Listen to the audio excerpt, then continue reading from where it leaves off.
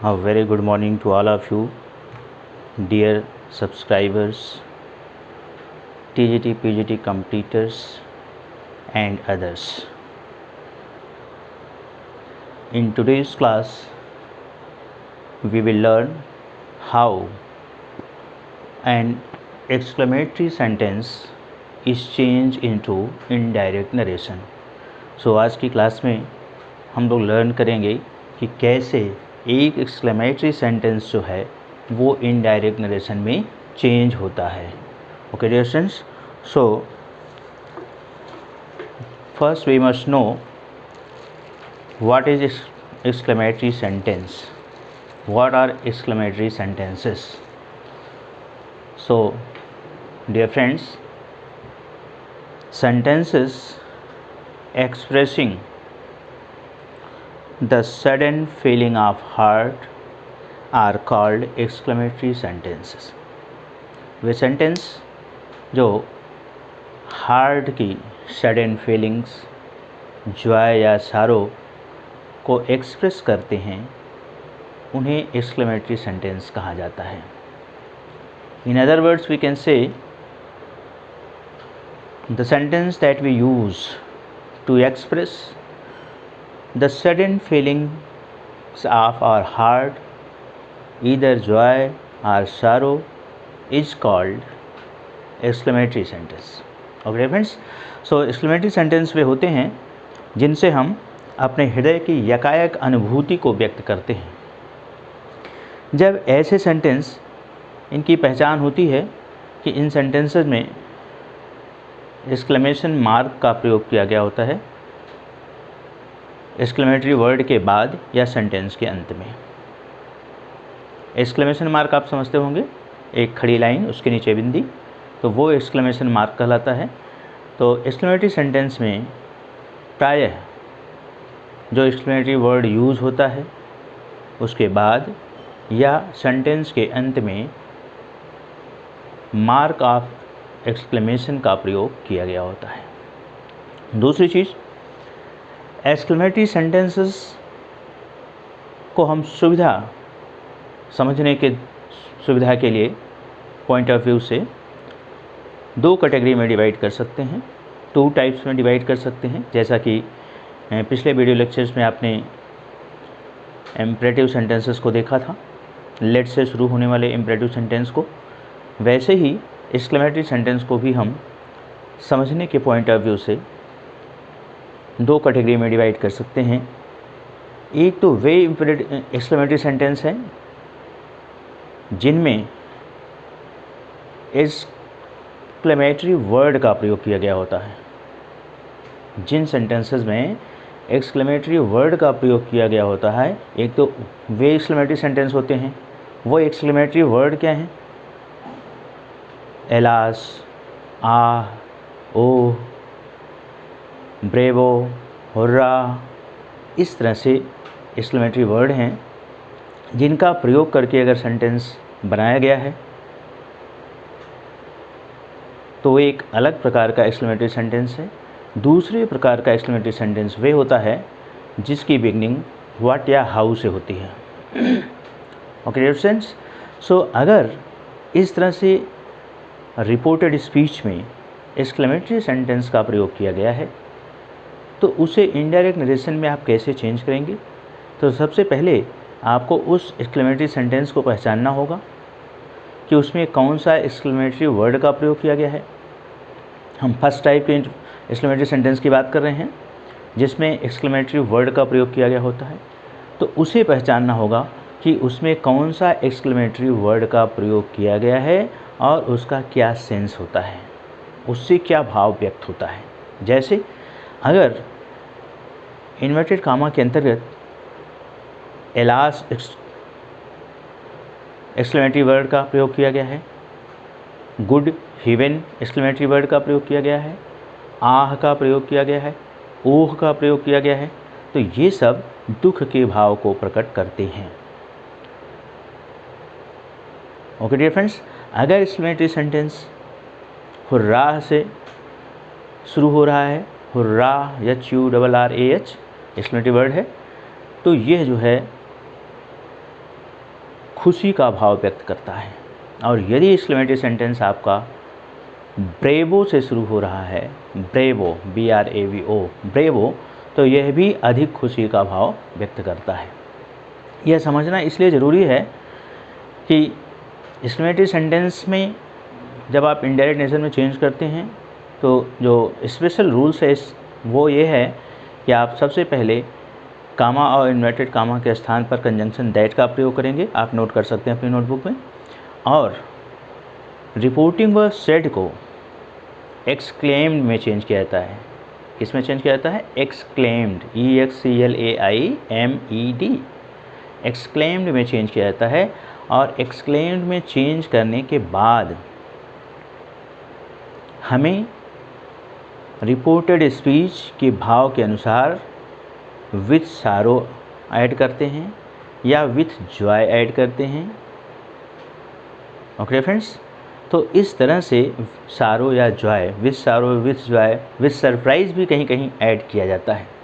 तो इसलिए भाव समझना ज़रूरी होता है कि कहाँ पर एक्सक्लेम के बाद हम विथ सारो ऐड करेंगे, कहाँ पर एक्सक्लेम के बाद विथ जॉय ऐड करेंगे, कहाँ पर एक्सक्लेम के बाद विथ सरप्राइज ऐड करेंगे।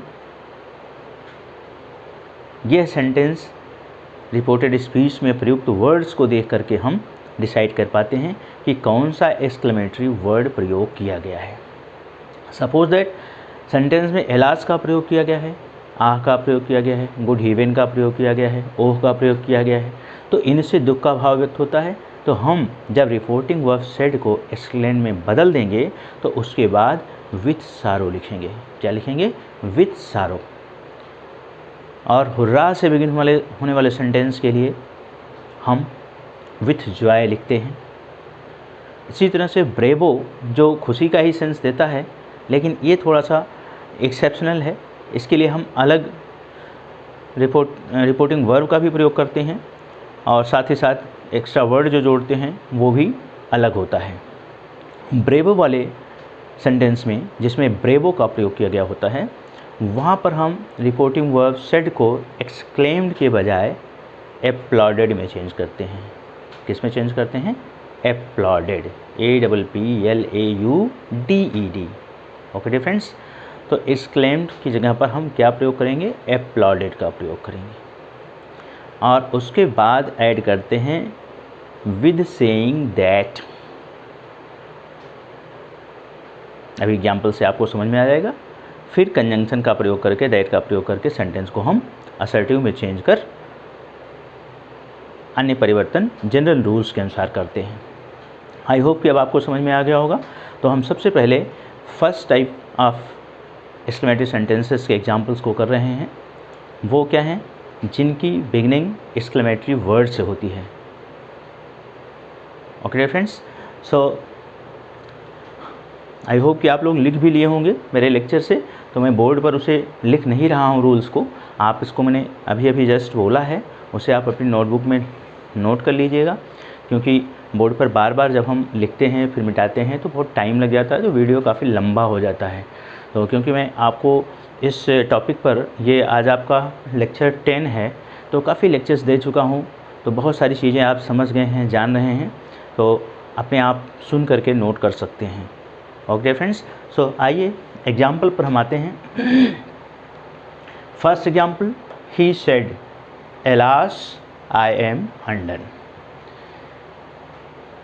यहाँ पर हमने बताया है कामा इन्वर्टेड कामा के स्थान पर कंजंक्शन क्या प्रयोग करेंगे? दैट। एक्सक्लेमेटरी सेंटेंस में कंजंक्शन दैट का प्रयोग किया जाता है, ये फिक्स है, इसको आप माइंड में रख लीजिए। दूसरी चीज़, रिपोर्टिंग वर्ब में थोड़ा सा ध्यान देना है। रिपोर्टिंग वर्ब प्रायः तो सेड एक्सक्लेम्ड में चेंज होती है, लेकिन कहीं कहीं पर एप्लॉडेड में या शाउटेड विद जॉय में भी चेंज हो जाती है। तो कंप्यूटर्स के लिए ये चीज़ें ज़्यादा माइंड में रखना ज़रूरी है, क्योंकि वहाँ पर ऑप्शंस में आपको देखने होते हैं। ऑप्शंस में बहुत जो इतने भी पॉसिबल होते हैं वो सब पूछे जा सकते हैं, तो ऑप्शन देख करके आपको राइट ऑप्शन क्लिक करना होता है, इसलिए यह जानना ज़रूरी है। और एकेडमिक स्टूडेंट्स के लिए, ख़ासतौर से जो क्लास 12th में पढ़ रहे होंगे, तो उनके लिए वे एक्सक्लेम्ड में चेंज करके चेंज कर सकते हैं और एप्लॉडेड में चेंज करके चेंज कर सकते हैं। प्रायः उनसे इसी टाइप से सेंटेंसेस इंटरमीडिएट स्टैंडर्ड तक पूछे जाते हैं। लेकिन कॉम्पिटिटिव स्टैंडर्ड में आपको सारी पॉसिबिलिटीज़, सारे वर्ड्स कौन कौन से यूज हो सकते हैं ये आपको याद होने चाहिए, और यह संभव है आप जितना ज़्यादा प्रैक्टिस करते हैं, बेसिक रूल समझने के बाद कितना आप एग्जाम्पल्स को प्रैक्टिस करते हैं, इतने वेराइटीज़ ऑफ एग्जाम्पल्स आपके सामने से गुजरने चाहिए, प्रैक्टिस होनी चाहिए कि क्वेश्चन पेपर में देखते मान आपको उसमें क्या विशेषता है समझ में आ जाए, और उसका राइट ऑप्शन क्या हो सकता है वो आप चूज़ कर सकें। ओके फ्रेंड्स, सो आइए, very simple, he said alas I am undone. Alas word का प्रयोग हो गया है। अभी अभी जस्ट मैंने अपने लेक्चर में बताया कि एलास, आ, ओ, गुड इवन, ये 3 वर्ड हैं, और भी हैं, आप और पढ़ लीजिएगा। तो प्रायः इन्हीं का प्रयोग होता है, इसलिए मैं चर्चा कर रहा हूँ। अगर ये सेंटेंस में प्रयुक्त हैं तो ये दुख का भाव व्यक्त करने के लिए एक्सक्लेमेटरी वर्ड प्रयोग किए जाते हैं, इनसे दुख का भाव व्यक्त होता है। तो रिपोर्टिंग वर्ब सेड को एक्सक्लेम में चेंज करेंगे और साथ ही साथ विथ सारो ऐड करेंगे। तो आइए चेंज करते हैं, ही सेड,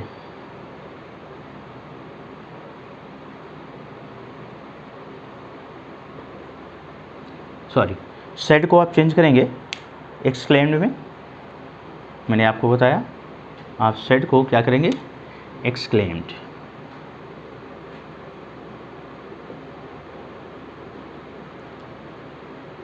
अब यहाँ ऐड करेंगे विथ सारो, कंजंक्शन, कामा और इन्वर्टेड कामा के स्थान पर दैट। एलास जो एक्सक्लेमेटरी वर्ड है, या इसके अलावा दूसरा भी अगर कोई एक्सक्लेमेटरी वर्ड यूज़ होता है तो उसका प्रयोग इनडायरेक्ट नरेशन में नहीं किया जाएगा, उनको लेफ्ट आउट कर दिया जाता है, चाहे वो एलास हो, आ हो, ओ हो, गुड इवन हो। ओके फ्रेंड्स, तो इनको ऐड छोड़ करके अब आपका सेंटेंस जो रिपोर्टेड स्पीच में है, आई एम रोइंड, ये सेंटेंस बिल्कुल असर्टिव सेंटेंस बचा हुआ है। जैसे जनरल रूल्स को फॉलो करते हुए प्रोनाउन चेंज, टेंस चेंज, ये करते हुए हम सेंटेंस को यहाँ पर लिखेंगे। तो आई फर्स्ट पर्सन का प्रोनाउन है, काफ़ी प्रैक्टिस में आप आ चुके हैं। फर्स्ट पर्सन का प्रोनाउन रिपोर्टिंग वर्ब के सब्जेक्ट के अनुसार, तो ही के अनुसार चेंज होकर के आई किस में हो जाएगा, ही में हो जाएगा। ही, एम की जगह वाज प्रयोग हो जाएगा ही के अनुसार, was ruined।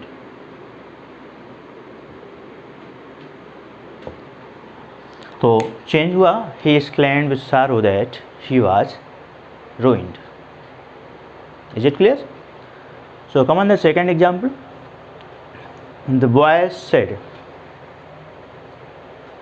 hurrah, India has won the match। The boy said, hurrah, India has won the match। Second example में एक्सक्लेमेटरी वर्ड हुर्रा का प्रयोग किया गया। तो ये आपका एक्सक्लेमेटरी वर्ड क्या है, जॉय का सेंस देता है, सारो का नहीं। क्या सेंस देता है, जॉय। तो रिपोर्टिंग वर्ब को एक्सक्लेम में चेंज करेंगे, साथ में ऐड करेंगे विथ जॉय, कंजंक्शन दैट का प्रयोग करेंगे। तो आइए यहाँ तक हम चेंज कर लें, उसके बाद फिर आगे आपको बताते हैं। The boys exclaimed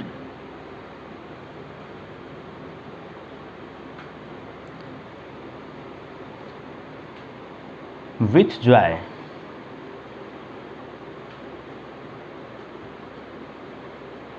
that India has won the match। अब यहाँ जो सेंटेंस आपका बचा हुआ है ये प्रेजेंट परफेक्ट टेंस में है, असर्टिव सेंटेंस है। तो जनरल रूल्स को फॉलो करते हुए हम चेंज करेंगे। India has won the match, कहीं कोई प्रोनाउन का प्रयोग नहीं है, सिर्फ हमको टेंस बदलना है। तो इंडिया के स्थान पर India, has won present perfect past perfect में चेंज होता है, आपको मालूम होगा, याद होना चाहिए। तो इंडिया हैड वॉन, बाकी द मैच आप लिख लीजिए। तो इस तरह से चेंज हो गया। The boys exclaimed with Joy that India had won the match. Okay friends, so now come on the third example. In third example, the teacher said, "Bravo, well done, boys." ये थोड़ा सा exclamatory sentence different है। Bravo का प्रयोग हुआ है well done boys, और complete sentence का प्रयोग नहीं, अधूरे सेंटेंस का प्रयोग किया गया है। Well done boys, well done boys को अगर हम कंप्लीट सेंटेंस में यूज़ करें, असर्टिव सेंटेंस में, तो होगा boys have done well. Well done boys का असर्टिव सेंटेंस कंप्लीट में क्या होगा? Boys have done well. Exclamatory sentence में क्योंकि सडनली हम सेंटेंस का प्रयोग करते हैं, सडन फीलिंग ऑफ हार्ट को एक्सप्रेस करते हैं, तो आधे अधूरे सेंटेंस के द्वारा भी हमारे वो फीलिंग्स व्यक्त हो जाती है। सेंटेंस में लिखा है bravo well done boys, well done boys short में, अगर असर्टिव सेंटेंस में इसको करेंगे बॉयज हैव डन वेल या boys you have done well. तो इस तरह से आपको समझना होगा, क्योंकि इनडायरेक्ट नरेशन में आपका एक्सक्लेमेटरी सेंटेंस वो असर्टिव में बदलेगा। जब भी इनडायरेक्ट नरेशन में आप किसी भी सेंटेंस को जब चेंज करते हैं, चाहे वो इंट्रोगेटिव सेंटेंस रहा हो आपका, चाहे वो इम्परेटिव सेंटेंस रहा हो, या अभी आप एक्सक्लेमेटरी सेंटेंस कर रहे हैं, तो ये सब इनडायरेक्ट नरेशन में असर्टिव में चेंज होते हैं। अगर असर्टिव में हैं ऑलरेडी तब तो कोई बात ही नहीं है, अगर नहीं है तो वो असर्टिव में चेंज हो जाते हैं। जैसे अभी ऊपर के एग्जाम्पल में आपने देखा था, हुर्रा के हटा देने के बाद India has won the match, ये असर्टिव सेंटेंस है। फर्स्ट एग्जाम्पल में आपने देखा एलास के हटा देने के बाद आई एम रोइंड, असर्टिव सेंटेंस है। तो बचा हुआ सेंटेंस जो था वो असर्टिव था, इसलिए उसमें जो है जनरल रूल्स को फॉलो करते हुए प्रोनाउन चेंज, टेंस चेंज करके हमने चेंज कर दिया। लेकिन इस एग्जाम्पल में ब्रेवो के हटा देने के बाद bravo well done boys, well done boys ये असर्टिव सेंटेंस में नहीं है, असर्टिव स्ट्रक्चर इसकी नहीं है, तो इसकी हम असर्टिव स्ट्रक्चर बना लेंगे, फिर चेंज करेंगे। तो असर्टिव स्ट्रक्चर से क्या होगी? Well done boys, boys have done well, या boys you have done well. So आइए, ब्रेवो के लिए मैंने स्पेशल बताया था कि जिस एक्सक्लेमेटरी सेंटेंस में ब्रेवो का प्रयोग हुआ होगा, तो ब्रेवो वाले सेंटेंस में हम रिपोर्टिंग वर्ब सेड को एक्सक्लेम में नहीं चेंज करते, बल्कि जो बेटर उसका वर्ड है जो यूज होना चाहिए वो है एप्लॉडेड।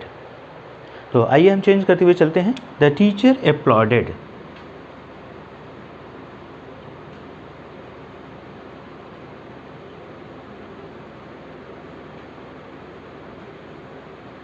एप्लॉडेड।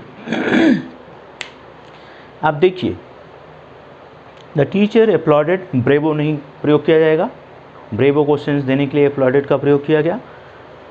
एप्लॉडेड बड़ी खुशी से क्या कहते हुए खुशी व्यक्त किया? सेइंग दैट, यहाँ पर वर्ड जुड़ता है saying that.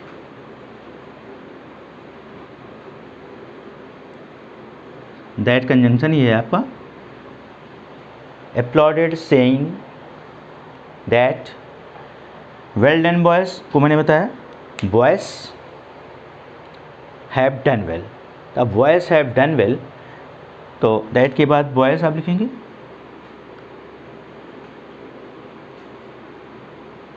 have done well, done well का असर्टिव बनेगा have done वेल। तो have done well, have done present perfect, तो यहाँ हो जाएगा हैड डन,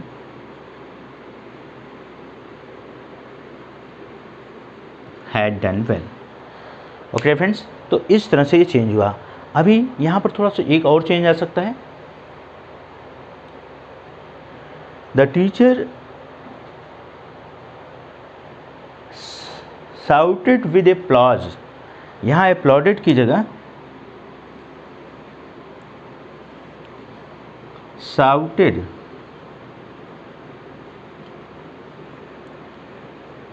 विद एप्लॉज।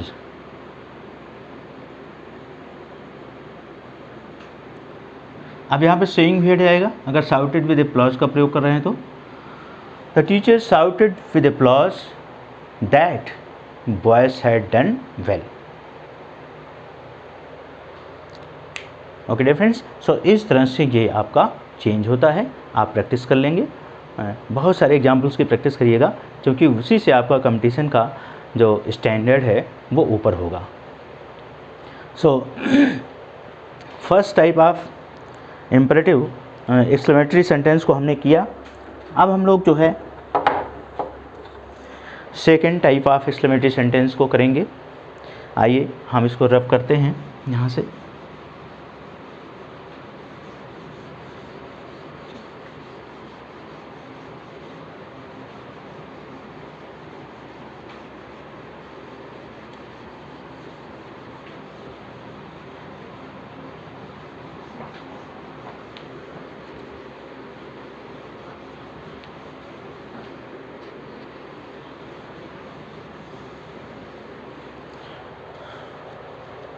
अब आपको ध्यान में ये रखना है कि सेकेंड टाइप ऑफ जो एक्सक्लेमेटरी सेंटेंस होते हैं उनकी बिगनिंग हमने सुविधा के लिए डिवीज़न किया है, ऐसा कोई डिवीज़न नहीं है, हार्ड एंड फास्ट रूल नहीं है। तो इनकी बिगनिंग या तो व्हाट से होती है या तो हाउ से होती है। ये व्हाट या हाउ से शुरू होते हैं एक्सक्लेमेटरी सेंटेंस। यहाँ पर एक्सक्लेमेटरी वर्ड का प्रयोग नहीं किया गया होता है, बल्कि ये व्हाट या हाउ से शुरू होकर के सेंटेंस पूरे होते हैं। तो ऐसे सेंटेंस को, एक्सक्लेमेटरी सेंटेंस को जब आप इनडायरेक्ट नरेशन में चेंज कर रहे होते हैं तो reporting verb as it is said को एक्सक्लेम्ड में केवल बदलेंगे, एक्सक्लेम्ड। कहीं कहीं पर विद सरप्राइज ऐड कर दिया जाता है, अदरवाइज एक्सक्लेम्ड ही में ही चेंज किया जाता है और कुछ ऐड नहीं किया जाता है। कंपटीशन में जब आप देखेंगे तो कहीं कहीं विद सरप्राइज ऐड कर दिया जाता है, विद वंडर भी ऐड कर दिया जाता है। तो थोड़ा सा आपको वहाँ पर विजिलेंट होना पड़ेगा कि ज़्यादा सूटेबल सेंटेंस के भाव को देख करके कि क्या हो रहा है, राइट, क्योंकि वहाँ पर आपको ऑप्शंस चूज़ करना है, तो मोस्ट सूटेबल ऑप्शन चूज़ करना है, तो इसलिए थोड़ा सा ज़्यादा ध्यान देना होगा, अदरवाइज़ वो एक्सक्लेम्ड में केवल चेंज होता है। तो कंजंक्शन दैट का प्रयोग होता है। बाकी और क्या चेंज होते हैं मैं आपको एग्जाम्पल के साथ समझाता हूँ। तो सबसे पहले मैं इसका एग्जाम्पल नोट करता हूँ वाइट बोर्ड पर, आप भी नोट कर लेंगे।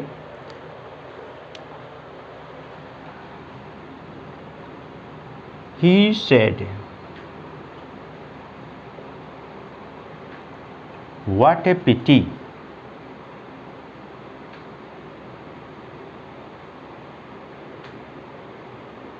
What a pity.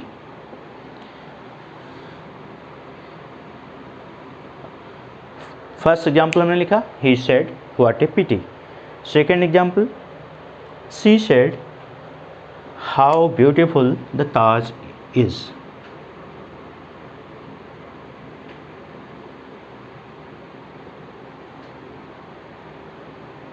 How beautiful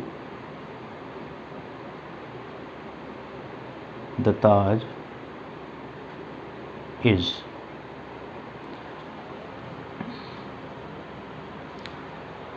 third example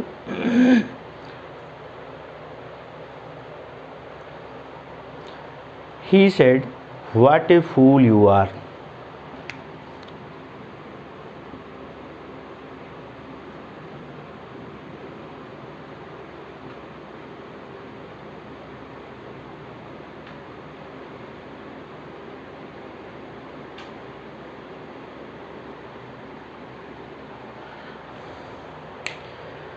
okay, so अब आप देख पा रहे होंगे फर्स्ट सेंटेंस व्हाट से बिगिन है, व्हाट ए पिटी।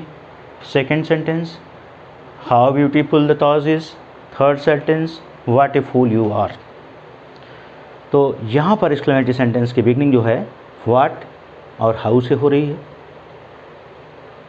मैंने अभी जस्ट आपको बताया रिपोर्टिंग वर्ब सेड को एक्सक्लेम में चेंज करेंगे, उसके साथ कुछ ऐड नहीं करेंगे।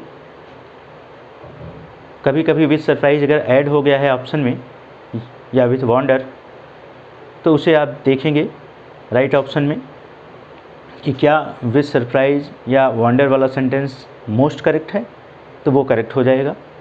Otherwise written exam academic students जो दे रहे हैं वो सिर्फ एक्सक्लेम में चेंज करके बाकी अदर चेंज करते हुए सेंटेंस को कंप्लीट करके डायरेक्ट से इनडायरेक्ट में बना सकते हैं। सो कंजंक्शन जैसे कि मैंने बताया दैट का ही प्रयोग होगा यहाँ भी। तो आइए हम चेंज करते हैं, ही एक्सक्लेम्ड दैट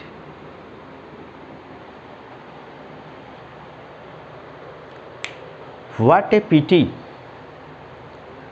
देखिए इस सेंटेंस एक्सक्लेमेटरी सेंटेंस के स्ट्रक्चर जो है वो डिफरेंट है, कंप्लीट सेंटेंस नहीं है।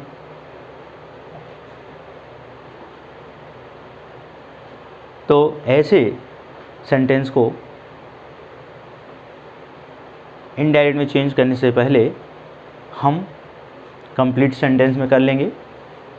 तो व्हाट ए पीटी यहाँ पर होना चाहिए था it is, what A PT it is. ये आप सपोज कर लेंगे, समझ लेंगे। चेंज करते समय व्हाट का प्रयोग नहीं होगा।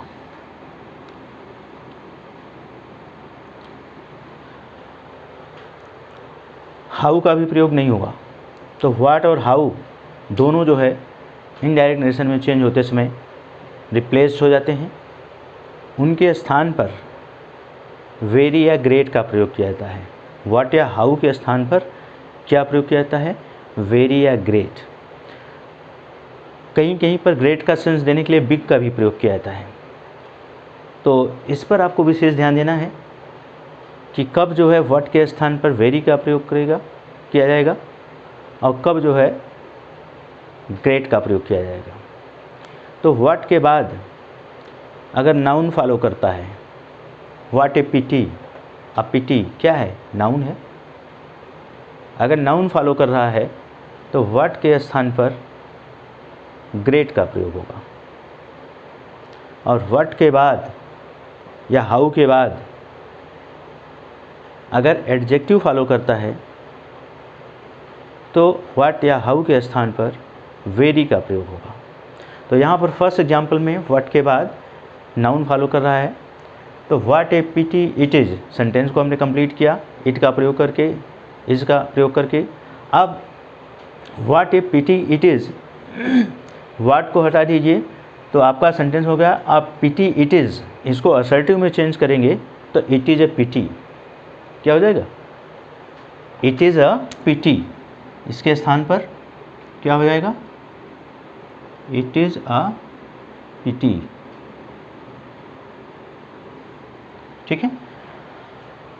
आप इसको चेंज कर रहे हैं, कंजंक्शन दैट का प्रयोग हो गया है तो इट इज़ अ पीटी। अब इट इज़ लिखा जाएगा, दैट के बाद इट में कोई चेंज नहीं होगा लेकिन इज में चेंज होगा, वो वाज में चेंज हो जाएगा। तो इट वाज।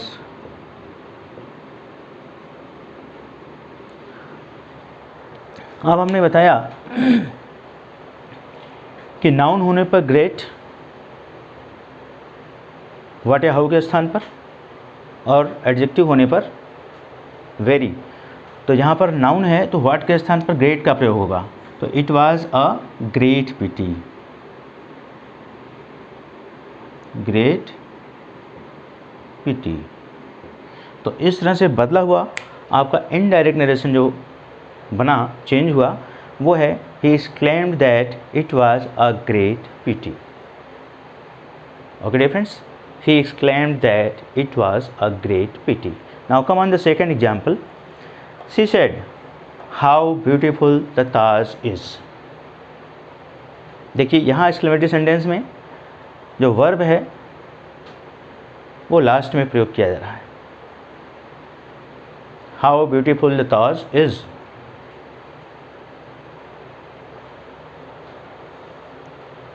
सेड को फिर से आप एक्सक्लेम्ड में चेंज करेंगे, शी एक्सक्लेम्ड।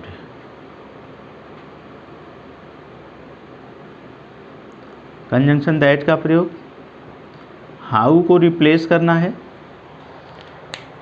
हाउ का सेंस व्यक्त करने के लिए वेरी या ग्रेट का प्रयोग किया जाएगा। यहाँ पर देखना है वेरी का प्रयोग होगा या ग्रेट का प्रयोग होगा। तो हाउ के बाद ब्यूटीफुल आया है ना। तो ब्यूटीफुल क्या है, एडजेक्टिव है, यानी ब्यूटीफुल से पहले वेरी का प्रयोग होगा, वेरी ब्यूटीफुल। ओके, और देखिए ब्यूटीफुल द ताज इज़, यहाँ से यहाँ तक सेंटेंस की स्ट्रक्चर एक्सक्लेमेटरी स्ट्रक्चर है, असर्टिव में नहीं है। अगर इसको हम असर्टिव में चेंज करेंगे तो द ताज इज़ ब्यूटीफुल क्या हो जाएगा, द ताज इज़ ब्यूटीफुल, ये स्ट्रक्चर बनेगी। तो सबसे पहले हम इनडायरेक्ट नरेशन में कंजंक्शन दैट के बाद हम असर्टिव सेंटेंस बना के लिखते हैं, इसलिए सबसे पहले हम क्या लिखेंगे, सब्जेक्ट द ताज इज़। तो द ताज इज़ चेंज हो जाएगा वाज में। अब बचा आपका ब्यूटीफुल। ब्यूटीफुल से पहले हाउ का सेंस देने के लिए वेरी का प्रयोग करेंगे, very beautiful.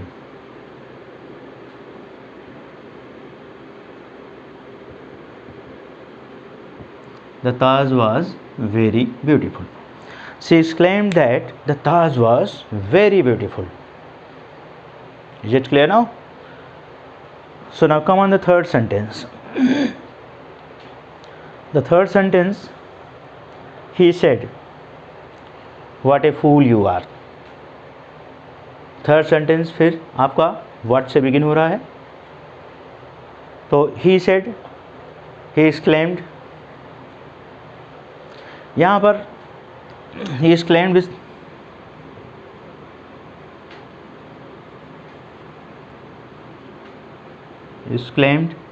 that,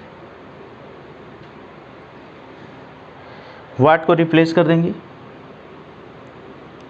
you are a fool, a fool you are, assertive structure में ले जाएंगे तो a fool इधर हो जाएगा, you are a fool। अब व्हाट के स्थान पर वेरी का प्रयोग करना है या ग्रेट का प्रयोग करना है, या ग्रेट, कभी कभी ग्रेट की जगह पर बिग ज़्यादा सूटेबल होता है तो बिग का प्रयोग कर दिया जाता है। तो व्हाट के बाद ए फूल नाउन का प्रयोग किया गया है, एडजेक्टिव का प्रयोग नहीं है, तो हमें ग्रेट का प्रयोग करना है या बिग का प्रयोग करना है, वेरी का नहीं, क्योंकि वेरी का प्रयोग एडजेक्टिव होने पर करते हैं। तो यू आर, सबसे पहले यू यहाँ लिखेंगे, यू आर, यू।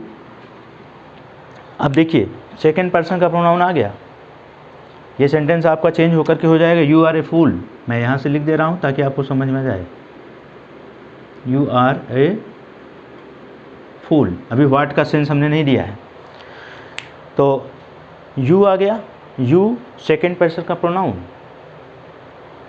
अगर रिपोर्टिंग वर्ब में ऑब्जेक्ट का प्रयोग हुआ होता है तो सेकेंड पर्सन का प्रोनाउन रिपोर्टिंग वर्ब के ऑब्जेक्ट के अनुसार चेंज होता है। अगर नहीं प्रयोग हुआ होता है तो उसे हम सुविधा अनुसार थर्ड पर्सन में चेंज कर देते हैं। तो हम थर्ड पर्सन में चेंज कर देंगे, यहाँ पर ही, आर की जगह वाज। अब he was a great fool, he was a great fool. यहाँ पर ग्रेट की जगह बिग का भी प्रयोग हो सकता है, big fool. He was a big fool, he was a great fool. तो बिग ज़्यादा सूटेबल है, ऑप्शन में आपका बिग आ सकता है, ग्रेट भी आ सकता है। तो इससे आपको ध्यान देने की ज़रूरत होती है कि अगर बिग आया है तो वो गलत नहीं है, वो भी सही है। तो he exclaimed that he was a great fool. अब देखिए इसी सेंटेंस में जैसे मैंने आपको बताया था कि कभी कभी एक्सक्लेम्ड के बाद विद सरप्राइज़ भी ऐड कर दिया जाता है। तो अगर यहाँ पर ही एक्सक्लेम्ड विद सरप्राइज़ ऐड कर दिया जाए तो सेंटेंस में कोई दिक्कत नहीं है, विद सरप्राइज यहाँ ऐड कर सकते हैं। तो ऑप्शन में अगर दिया है he exclaimed with surprise that he was a big fool, और जो ऑप्शंस हैं जिसमें विद सरप्राइज का प्रयोग नहीं किया गया है उसमें अगर अदर पॉइंट्स कहीं गलत हैं तो ये पॉइंट अगर पूरा कंप्लीट सही है विद सरप्राइज वाला तो ये ऑप्शन आपका ज़्यादा सूटेबल होगा। तो वहाँ पर ये बड़े ध्यान से आपको देखना होगा। ऐसे ही इस सेंटेंस को देखिए सेकंड को, she said how beautiful the Taj is.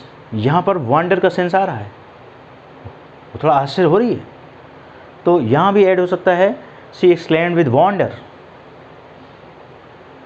That the Taj was very beautiful. तो ऑप्शन को आपको देखना होगा, ऑप्शन के सारे पॉइंट्स को देखने होंगे।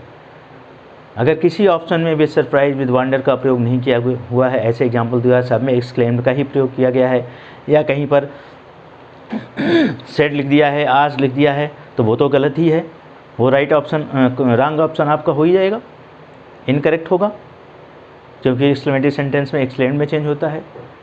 अगर मान लीजिए दो ऑप्शन में एक्सक्लेम्ड दे दिया है, एक में exclaimed with surprise, exclaimed with wonderful दे दिया है, तो अदर पॉइंट्स पर आप फोकस करिए कि क्या अदर पॉइंट्स भी इसमें सही हैं। अगर अदर पॉइंट्स सही हैं तो वो मोस्ट सुटेबल आंसर होगा। ओके फ्रेंड्स, सो आज की क्लास के लिए I think this is enough, इतना पर्याप्त है। I finish exclamatory sentences today. In tomorrow's class, in the next video lecture 11, I will do optative sentences. बहुत छोटा टॉपिक है ऑप्टेटिव सेंटेंस, उसको अलग से मैं देख रहा हूँ, जबकि आप कुछ ग्रामर में देखेंगे तो एक्सक्लेमेटरी सेंटेंस के अंतर्गत ही ऑप्टेटिव सेंटेंस को भी डील कर दिया गया है। तो कल नेक्स्ट वीडियो लेक्चर में हम ऑप्टेटिव सेंटेंसेस को देखेंगे और कुछ मिसलेनियस एग्जाम्पल्स को आपको सॉल्व कराएंगे, जिससे कि आपके अंदर और ज़्यादा कॉन्फिडेंस आ जाए। Okay friends, so bye bye, see you again in the next video lecture.